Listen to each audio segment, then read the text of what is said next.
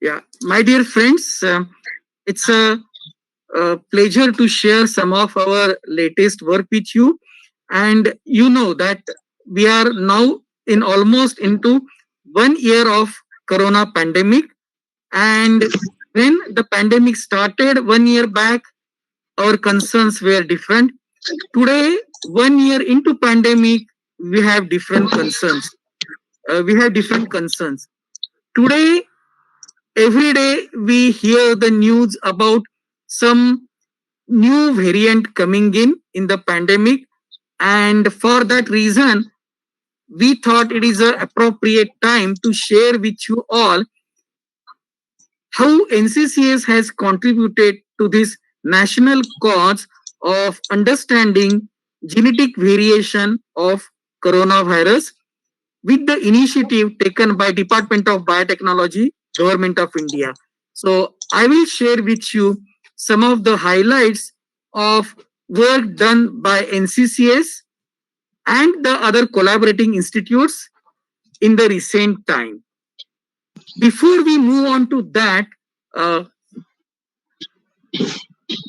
before we move on to that, we should understand, since we are talking about variation in viruses, since we are talking about, see, variation is something which is not unique. When we are talking about viral variants, variation is something not unique. We see variation around us all the time. And we human beings are the best examples of that. If you look around, you will find that no two persons are identical.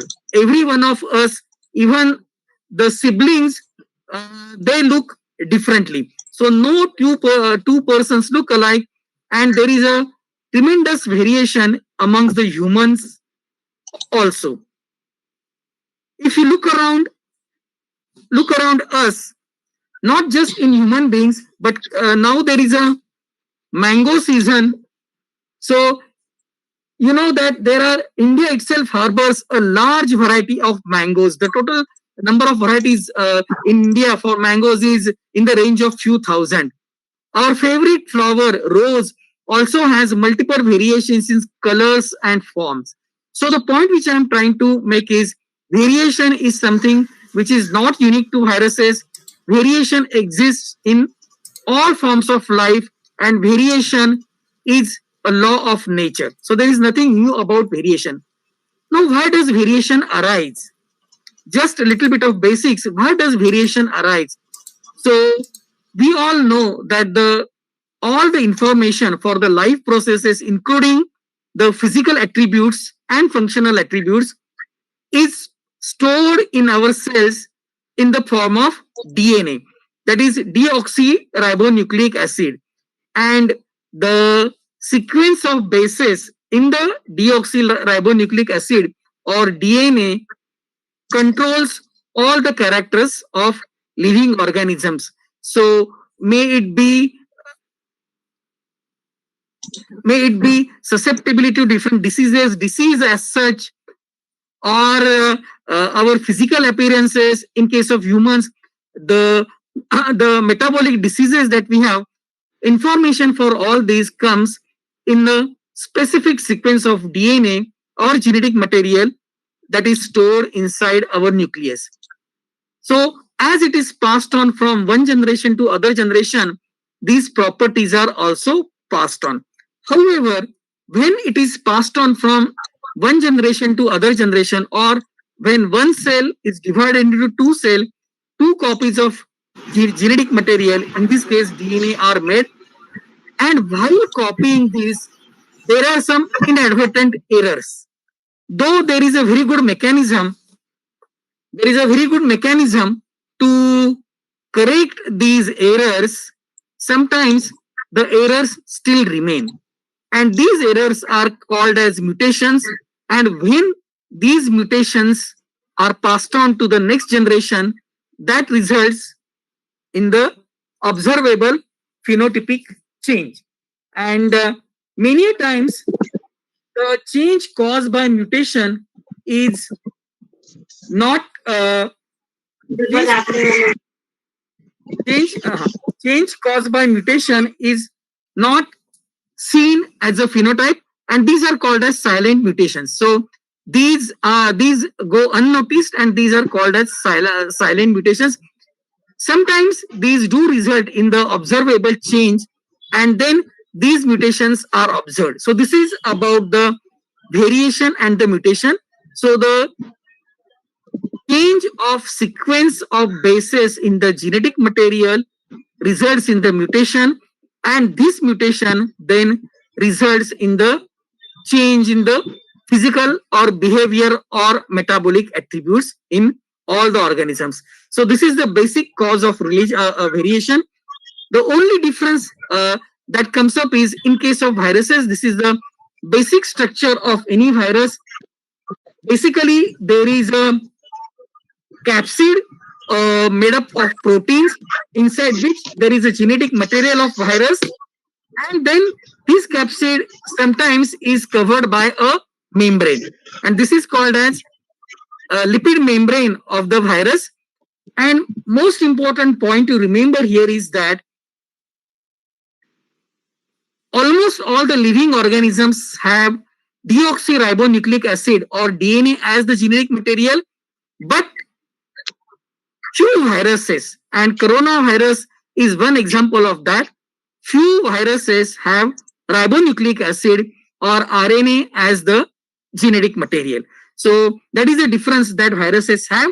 And of course, chemically, ribonucleic acid and ribonucleic acid are chemically different. They are different in two ways.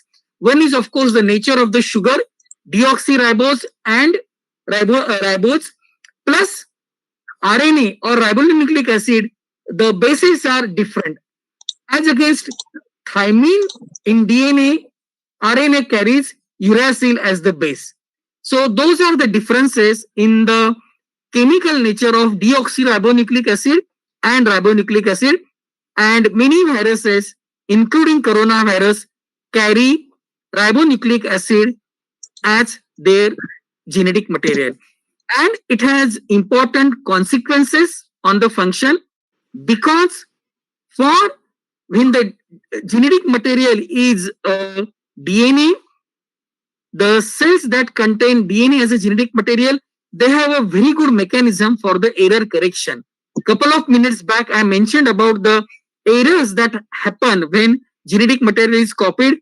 So for DNA, there is a excellent repair mechanism where such errors are corrected. As against that, for some reasons, the organisms that carry, especially viruses only, that carry ribonucleic acid as a genetic material, the correction mechanism does not exist. So, and then such errors are then accumulated faster. You can compare this with your typing email or you're typing in Word, where if you have a software that corrects the typographic errors, then the text that comes out has almost no errors. Whereas if you do not have that software, then errors keep on accumulating. So it is something similar to that, that there are more errors if the spelling correction software is not present in your editor. So it is something like that. And then such errors result into the generation of variants. So when we look at the coronavirus, I have already told you that general structure of viruses, they have a capsid, which is consisting of proteins. Inside that, there is genetic material, which is called as ribonucleic acid. This capsid is covered by a membrane, and there are proteins present in the membrane also. In case of coronavirus, the most important protein is a spike protein, which is present in the membrane. And this protein, we all know that this protein is responsible for the attachment to the surface on human cells. And that's the reason this protein is of great interest to everybody, to those who develop the drugs, to those who develop the variation in the virus, and to those who are developing vaccines. We'll come to this point a little later. So, and the virus has the genetic material as RNA, which is stored within the capsid. So briefly, when the virus infects the cell, the genetic material, that is RNA, goes inside the cell. It takes over the cellular machinery, and multiple copies of RNA are made. From this, then new virus proteins are synthesized, and then they are assembled, and virus kills the cell and comes out, and the cycle continues. The new virus particles infect the new cells, and the cycle continues.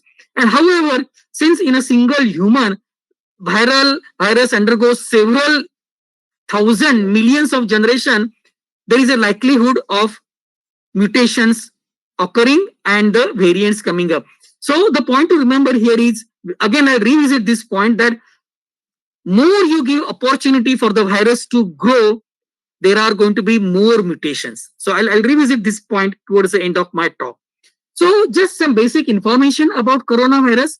The virus belongs to the family Coronaviridae, which is a subfamily of Coronavirinae. It is considered as one of the 7 members of CoV family that infects humans. And earlier there were 6 variants known for this particular virus, including the SARS virus, MERS virus, and the virus which is in circulation right now is the 7th virus. And I will not go into the history of emergence of pandemic. Started.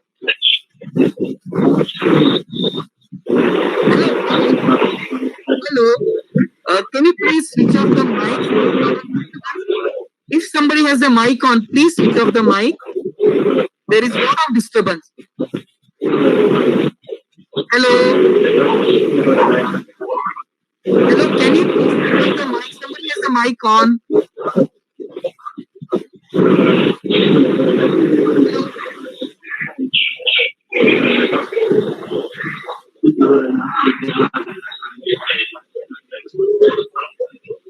Hello. Just for a second.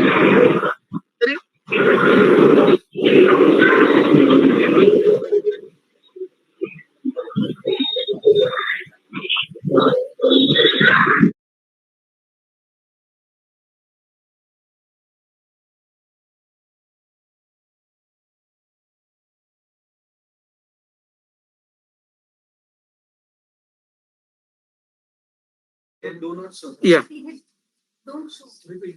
हो ते त्यांनी मगाशी केलेलं होतं. Yeah, so now I hope I am audible again. So this is the 7th member of this particular family, and I'll not go into the history of how the epidemic started way back in December in China and how it spread all over the world. I will not talk about that. We all know that as a history. Now, what is to be remembered?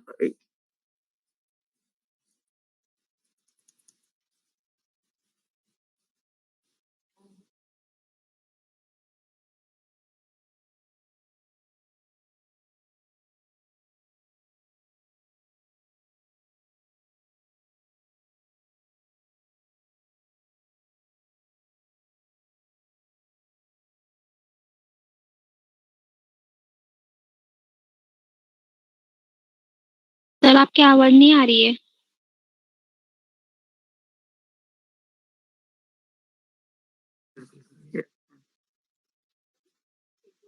Yeah, so okay. So I'm back again. There was some technical difficulty. So what I was saying was that I will not go into the details of how the pandemic started in December. We all know that story. So what we know about the virus structure is that this is the genetic map of the virus, and virus is known to code for something like 29 proteins together.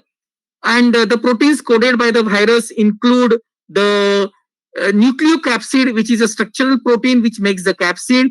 Then there is an envelope protein, and the most importantly, as I mentioned, there is a spike protein. So these are the proteins, different proteins that are encoded for by the virus, and we have understood the structure of the genetic material of the virus long back.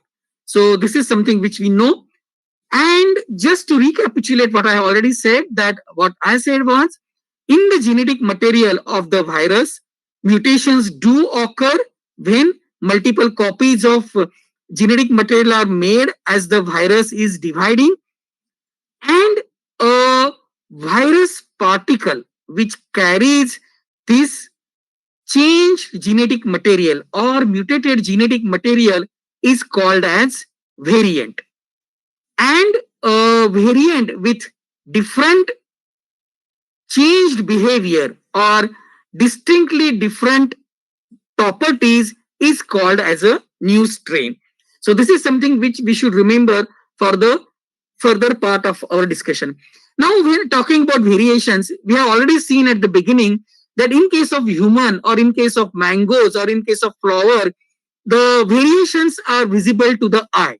A different color, different appearance, different taste. These are the variations which are apparent or visible to our eyes. What are the variations in viruses? Because virus, you cannot see these variations with your eyes. Virus is a very small nanometer size particle. You need electron microscope to visualize the virus. So virus, especially a virus that causes infection, what are the properties that are of concern to us? Or what are the properties that we are looking for when we look at the variations in the virus? So first property which is of concern to us is a faster spread. A variant that for some reason spreads faster than the wild type variant or wild type virus is of concern because it will cause disease in a larger population. And you would have heard in the news that the present variant that is circulating in India, there are some reports that it is spreading faster. Then the second concern is of higher infectivity.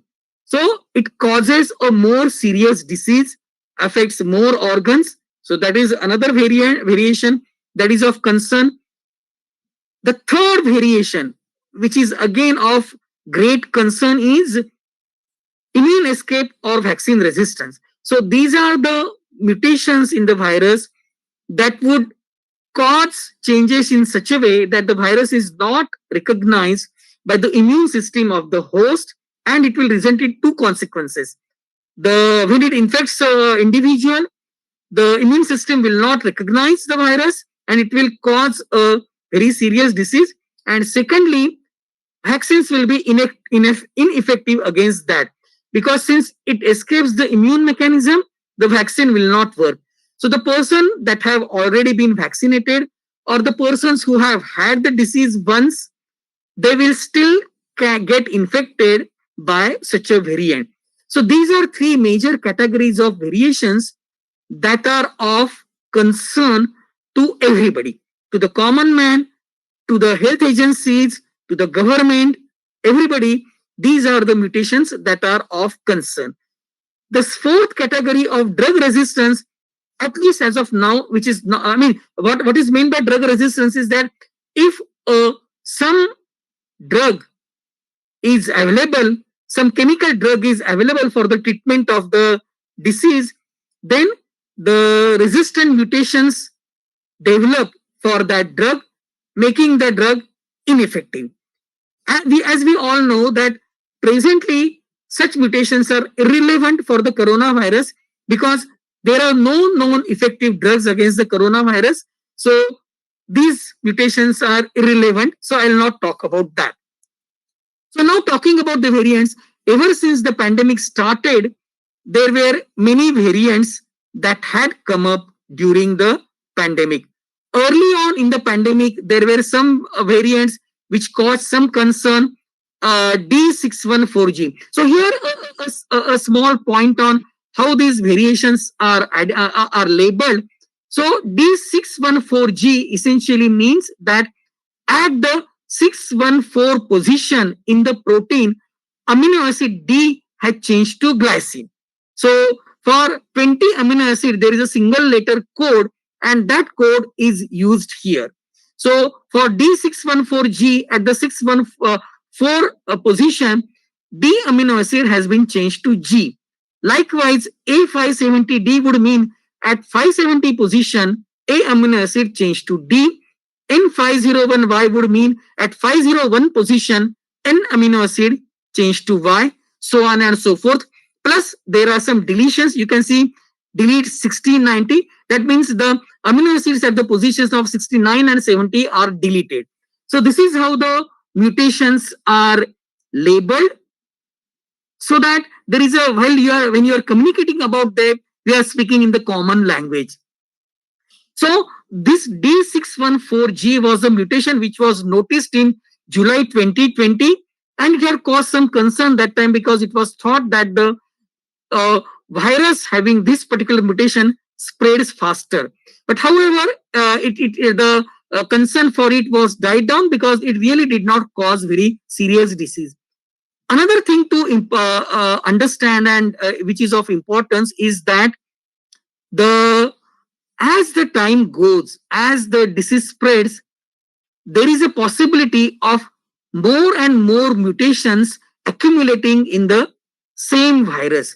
See, I mean, initially there will be only one mutation occurring in one virus type, one more change in some other virus type.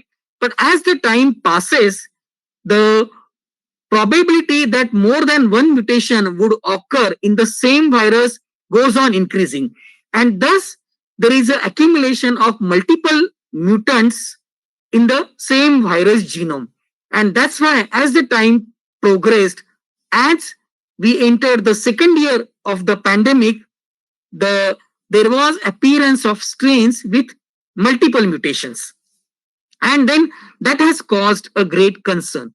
So the first variant that came, that drew the attention of the world was what we popularly know as UK variant.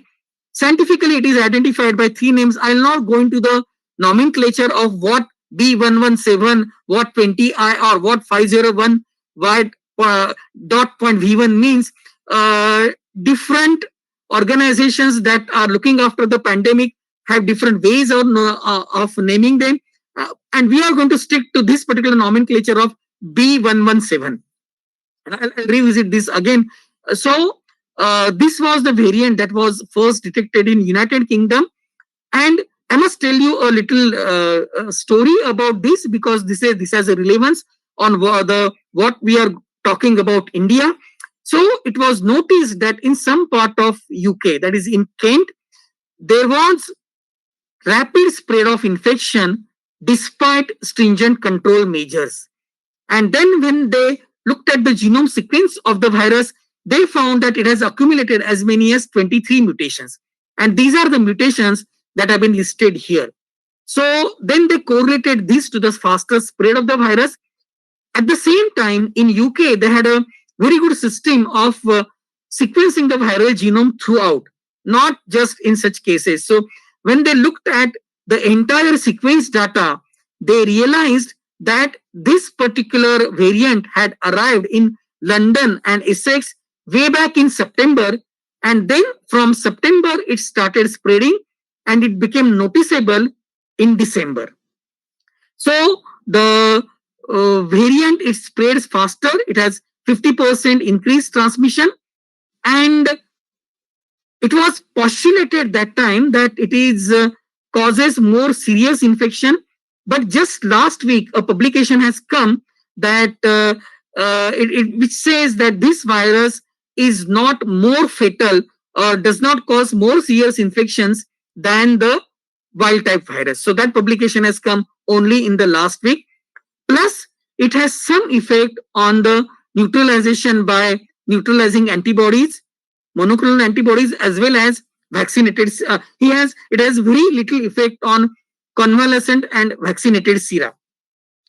Today, if we look at global distribution of this particular spread, this particular variant, you would realize that it has spread almost all over the globe. So by the time it was noticed, it had already escaped UK and it has spread all over the world. I mean, you find this variant in India also now. The second variant that came up as a concern was a Brazil variant, and it has these mutations K417N, E484K, N501Y, and D614G. This also has increased transmission, and it has again, it has impact on neutralization by monoclonal antibody and some reduction in neutralization by convalescent and post-vaccination sera, which means that it has some capacity to cause reinfection, and also the vaccine will have somewhat limited efficacy on this particular variant. And if we again look at globally, starting from Brazil, now this variant has again spread almost all over the world. So then comes the California variant, which has these two mutations, L452R and D614G. It is not of much concern because it has only 20% increased transmissibility and some reduction by convalescent and post-vaccination sera, and some effect on neutralization by some of the antibodies. So these are the, then there is a South African variant also. So these are the variants which were observed globally as variants of concern, as they are called as, and then worldwide there are precautionary measures to detect these variants, do the sequencing at the airports itself, and prevent the spread of these variants globally. Coming back to India, India entered into viral genome sequencing early on. Somewhere in the May 20, it was thought to have a pan-India genome sequencing project initiated by Department of Biotechnology, Government of India, and the aim that time was to sequence 1,000 viral genomes across the India. So many institutes participated to that. We at NCCS contributed, were given the responsibility of contributing 100 genome sequences from Maharashtra. So we took help from BJ Medical College, Armed Forces Medical College, and also from Director Medical Education and Research of Maharashtra State.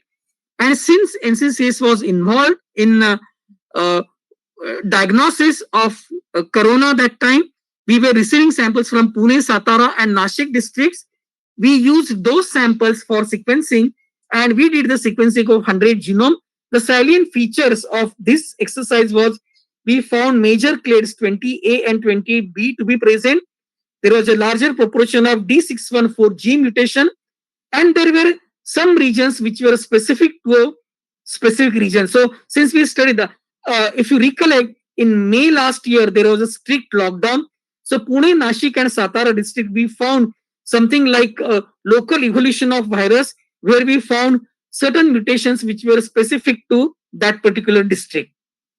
So we noticed that the virus is evolving differently in the three districts. But subsequently, when the lockdown was lifted and inter-district movements were allowed, subsequently it showed that there was a mixing of these mutations, and there was a kind of uniformity in the mutations seen all across the, all across the three districts. We did not have the entire Maharashtra samples available that time. So based on that, this was the initial study that was done in India. And towards the end of last year, when there was a global concern about new variants arising and the reports of South African variant, UK variant, Brazil variant, India thought to do a systematic sequencing of the viral genome. And this particular initiative, INSA-COG, was started with the participation of 10 national institutes. And these institutes are National Institute of Biomedical Genomics at Kalyani, Institute of Life Sciences at Bhubaneswar, National Institute of Virology and National Center of Cell Sciences at Pune, Center for Cellular and Molecular Biology and Center for DNA Fingerprinting and Diagnostics at Hyderabad, INSTEM and NCB, Institute for Stem Cell Research and National Center for Biological Sciences, and National Institute of Mental Health and Neurosciences at Bangalore, Institute of Genomics and Integrative Biology and National Center for Disease Control at Delhi. So these were the 10 participating institutes, and for each institute, specific states were allotted, and then they were to get the samples from these states and do the genome sequencing of the virus. So if you look at and this information today is available at the portal that is being hosted by Institute of Genomics and Integrative Biology. A quick look of latest information would tell us that total round about 19,092 samples have been collected so far, out of which 13,555 have already been sequenced, which encompass 28 states of the country. So huge amount of sequence information is available. a lot of this information is now available in the public domain also. There are some steps involved before the information goes to public domain, because we do a quality control and make sure that the authentic, good quality data goes to public domain. And hence there is a step involved before getting the sequence, going to the consortium, and then going to the public domain. There are some safeguards that have taken before that. So the idea for this particular consortium was to sequence samples from all international travelers which have tested positive in RT-PCR, those who have reinfection, and the vaccinated persons getting infections. So those were the priority samples that were sequenced. Plus, it was proposed to sequence 5% of the positives from routine PCR from each of the states. So that was the mandate given to this consortium. Until now, the samples have been sequenced following this mandate. So if we look at the data available at the GISET today, I am going to present you some of the analysis, and a total for at the GISET, that is a international portal which collects all the genome sequence data from the coronavirus genomes. Out of 15,000, out of 13,555, 10,000, more than 10,000 sequences have been deposited at this portal. I have already told you that there is some gap between the sequences being available in the consortium and going to international public domain database, because there are some quality control measures that are taken before the sequence is made public. And so this data shows that currently there are 188 different variants are present in India. But some of these are present in larger number and some of these are present in very, very low number.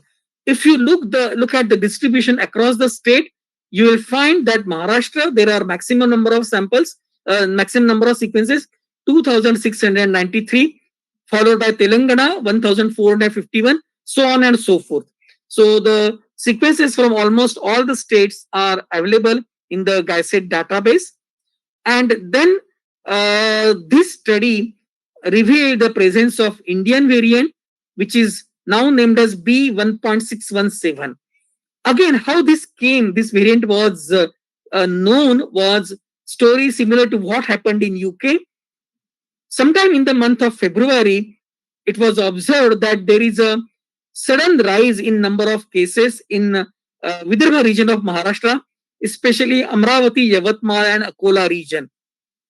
So the samples from that region were sequenced, and it was found that these sequences have two mutations in common, L452R and E484Q. So these mutations were independently known earlier. I mean, when I showed you the globally available mutations, you would have noticed that these mutations were known earlier independently, but in this particular variant, they were noticed for the first time together in the single viral genome. So that was the uniqueness of this particular mutant. And from the other studies, then what it was postulated is that both the mutations have decreased sensitivity to neutralization by few monoclonal antibodies and therapeutics, and they also have immune escape property. So that's the reason it became a matter of concern. It was also seen that after first appearance in actually the currently available information says that the first record of this mutation comes from Nagpur way back in December 2020, and then from there slowly it started spreading to other places, first in the Vidarbha region, and today you will see that this particular variant has spread not only in the Maharashtra, but it has spread in the other part of the country also, where it represents the majority of the sequences. So today it has not just spread all over the country, but it has spread globally. So this is again the information available from GISET. This particular variant has spread to many countries across the globe. There was another variant which came briefly in Calcutta and which is called as B1618 variant, but its number has gone down now. So I'll not talk much about this particular variant. So if we look at the all India data, you would find January to April data. If we see that there are different variants prevalent in different parts of the country and at different times. But the major variant was, as you know, that 6 B1.617 and 581 and 306. These are the major variants that were prevalent in the country at that time. So in the and again you will notice a change that as the time progressed from February to April data, if you see, you will realize that the major variant that was seen was B1.617 was the major variant that was seen all across the that was the major variant seen in the nationwide data. There is some problem. The graphs are a little bit misaligned, but the red part which you see is actually B1.617. And this will become more clear from this particular chart, which has been kindly shared by Dr. Vinod Karia of IGIB. You will see how different variants have came and gone from starting from February. You will see how the B1.617 slowly started in February and then it became a predominant variant all across the country now. So this figure is kindly shared by Dr. Vinod Skaria of IGIB. Now, if we look at the month-wise distribution in overall nation, you will see that in the earlier part, B1.1.306 variant was the one that was prevalent. However, from December onwards, slowly B1.617 slowly started taking up, and as of April last week, it was the most predominant variant across the country with little bit of B1.1.7, which is a UK variant. State-wise variation, I will not talk much about that, but again, the point to remember here is that in many places, B1.36 variant was the predominant variant, but slowly now B1.617 is taking over almost everywhere. So, quick look at some of the states. Delhi, you will find that earlier it was B.6 variant was predominant earlier than B1.36. At one point of time, there was B1 variant predominant, and now the predominant variant in February was B1.1.7. But now again in Delhi, 617 is taking over. West Bengal, you will see that initially there was B1 variant prevalent, but now 617 is taking over, and in April it has taken over completely. Same in Odisha, B617 has slowly taken over, and Telangana again the same case. So till December 20 it was 136.29, and now the March April again you will see that 6, though data does not show that, but 617 is the predominant variant in Telangana also. Karnataka, the same story. 617 is coming up now, February, March. Gujarat, again, you can see that from February, March, April, 617 is taking over. And Maharashtra, again, you will see total 2,697 sequences available from Maharashtra. You will see the trend. As I said sometime earlier in my talk, that in December, the 617 made its first appearance, and then slowly it started increasing, and now it is the predominant sequence that can be seen in Maharashtra, the B1.617 variant. So this is again a pictorial diagram, again kindly shared by Dr. Vinod Skaria of IGIB Delhi. You will see how B1.617 has taken over in Maharashtra by April. So now it is the most predominant variant circulating in Maharashtra. So to re-emphasize that slowly, initially it was 1.1.306 306 variant, and 306 variant is not a variant of concern. It does not, there were no concern about its faster spread or infectivity. So that variant went unnoticed. But today you see December onwards, B1.617 has started picking up, and March, April, it is most predominant sequence that could be seen in the Maharashtra. This is the clade distribution of different variants in Maharashtra, and this is how over the months how different variants have came and gone in Maharashtra. I'll not go into the details of that. The point I have already made abundantly clear that now B1.617 is the predominant variant in Maharashtra, and I have already told you about the mutations present in this particular strain, and I have already told you that it is believed that it spreads faster than the wild type strain. The Although we do not have the conclusive information about that, but prima facie it appears that it spreads faster than the wild type strain.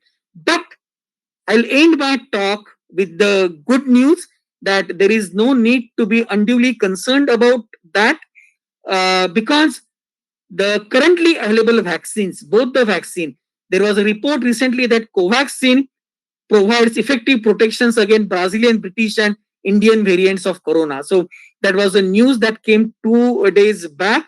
And so also another story which says that both the vaccines, Covishield as well as Covaxins, they offer effective protection against this particular strain.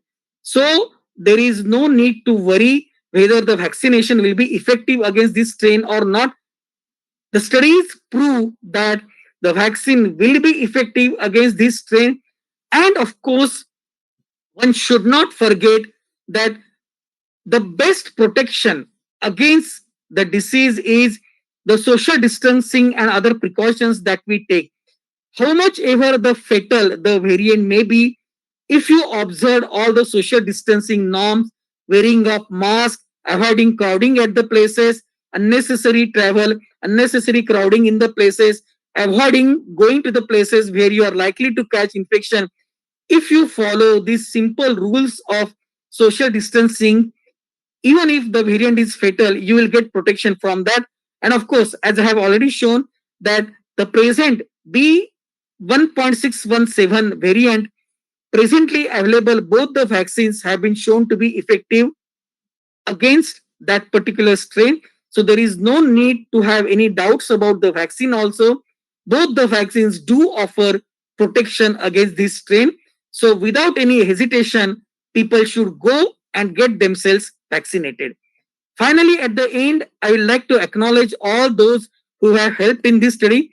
Dr. Dheeraj Paul and my colleagues, Shivang Bhanushali, Mitali, Mohak, they have all done actual table work of doing the sequencing, helped by the BSL's team consisting of Bhima Shankar Udge, Dharmendra Bulbule, Devraj Mogre, Mangesh Deval, Mahavir, Amit, and Avinash. They have helped in handling the samples in BSL lab. And such a work is impossible without the support of the institute.